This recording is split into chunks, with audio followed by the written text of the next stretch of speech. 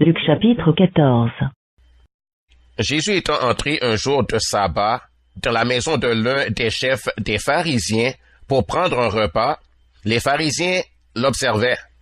Et voici un homme hydropique était devant lui.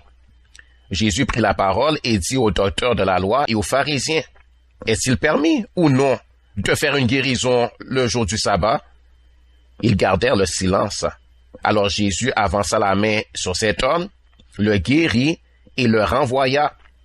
Puis il leur dit, « Lequel de vous, si son fils ou son bœuf tombe dans un puits, ne l'en retirera pas aussitôt le jour du sabbat? » Et il ne peut rien répondre à cela. L'évangile de Luc, chapitre 14.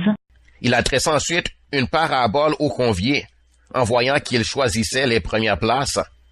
Il leur dit, « Lorsque tu seras invité par quelqu'un à des noces, ne te mets pas à la première place, de peur qu'il n'y ait parmi les invités une personne plus considérable que toi, et que celui qui vous a invité l'un et l'autre ne vienne te dire, « Cède la place à cette personne-là. » Tu aurais alors la honte d'aller occuper la dernière place. Mais lorsque tu seras invité, va te mettre à la dernière place, afin que quand celui qui t'a invité viendra, il te dise, « Mon ami, monte plus haut. » Alors cela te fera honneur devant tous ceux qui seront à table avec toi, car quiconque s'élève sera abaissé, et quiconque s'abaisse sera élevé. Il dit aussi à celui qui l'avait invité, « Lorsque tu donnes à dîner ou à souper, n'invite pas tes amis, ni tes frères, ni tes parents, ni tes voisins riches, de peur qu'ils ne t'invitent à leur tour et qu'on ne te rende l'appareil. Mais lorsque tu donnes un festin, invite des pauvres, des estropiés, des boiteux, des aveugles, et tu seras heureux de ce qu'il ne peut pas te rendre l'appareil, car elle te sera rendue à la résurrection des justes. »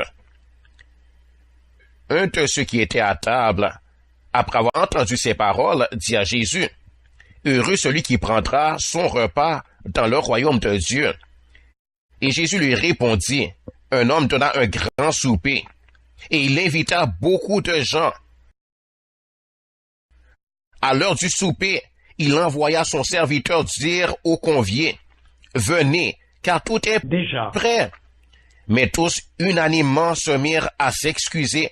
Le premier lui dit, « J'ai acheté un champ et je suis obligé d'aller le voir. Excuse-moi, je te prie. » Un autre dit, « J'ai acheté 5 paires de bœufs et je vais les essayer. Excuse-moi, je te prie. » Un autre dit, « Je viens de me marier et c'est pourquoi je ne puis aller. » Le serviteur de retour rapporta ces choses à son maître. Alors le maître de la maison, irrité, dit à son serviteur, « Va promptement dans les places et dans les rues de la ville, et amène ici les pauvres, les estropiés, les aveugles et les boiteux. » Le serviteur dit, « Maître, ce que tu as ordonné a été fait, et il y a encore de la place. » Et le maître dit au serviteur, « Va dans les chemins et le long des haies, et ce que tu trouveras, contrains-les d'entrer, afin que ma maison soit remplie.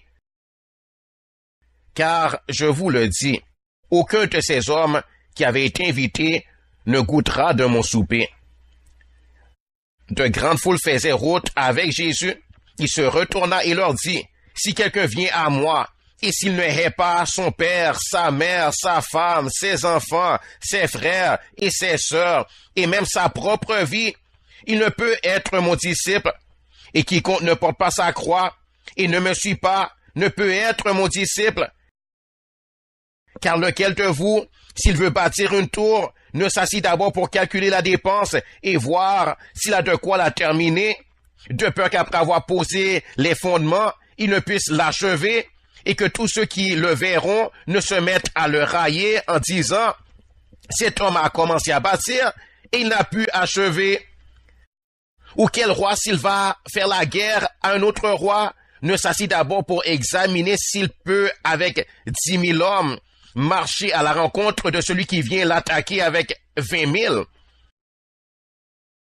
S'il ne le peut, tandis que cet autre roi est encore loin. Il lui envoie une ambassade pour demander la paix. Ainsi donc, quiconque d'entre vous ne renonce pas à tout ce qu'il possède ne peut être mon disciple. Le sel est une bonne chose, mais si le sel perd sa saveur, avec quoi l'assaisonnera-t-on? Il n'est bon ni pour la terre, ni pour le fumier, on le jette dehors. Que celui qui a des oreilles pour entendre, entende.